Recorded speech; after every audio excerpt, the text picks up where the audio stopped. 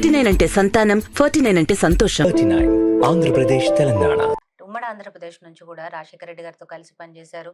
ఈ రోజు రేవంత్ రెడ్డి వరకు కూడా మీరు కలిసి పనిచేస్తున్నారు.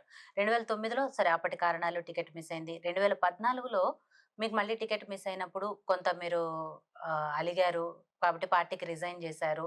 ఇవన్నీ కూడా వచ్చాయి. నిజమేనా? అప్పుడు ఒక 1 ఇయర్ పాటు పార్టీకి దూరంగా ఉన్నారా?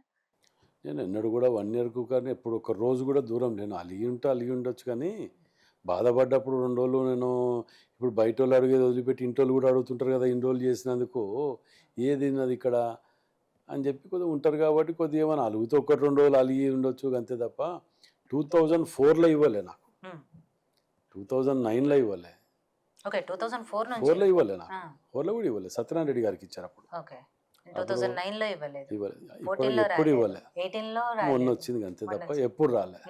కానీ మొన్న వచ్చింది ఎట్లా అంటే ఫస్ట్ టైం వచ్చింది గెలిచారు. సో ఆ ఫీలింగ్ ఎలా ఉంది? ఎలా అనిపిస్తుంది?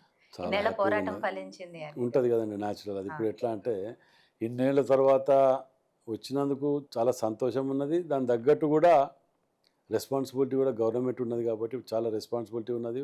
పొద్దుగా లేస్తే అబ్బో ఎమ్మెల్యే అంటే ఏదో చూడటానికి మనం ఇదని అనుకుంటాం కానీ వారికి ఉండే బాధ్యతలు, రెస్పాన్సిబిలిటీ, పబ్లిక్ తోటి ఉన్న అటాచ్మెంట్ తోటి, ఆ రిలేషన్స్ తోటి ఎంత స్ట్రెస్లోకి పోతుంటాం అనేది తర్వాత అర్థమైంది. రాత్రి 11-12 అవుతుంది, పొద్దుగాల 6 గంటలకి లేవాలి, వచ్చి ఇంటికాడ 7:30కే కూర్చుంటారు విజిటర్స్.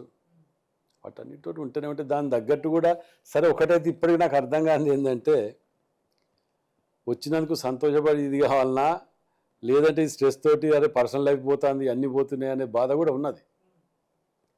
వచ్చినందుకు సంతోషం, చాలా ఇన్నేళ్ళ పడ్డానికి కష్టం, కానీ అది ఎనీవే మొత్తానికైతే ఐఎమ్ వెరీ హ్యాపీ విత్. 49 అంటే సంతానం, 49 అంటే సంతోషం. 39 ఆంధ్రప్రదేశ్ తెలంగాణ.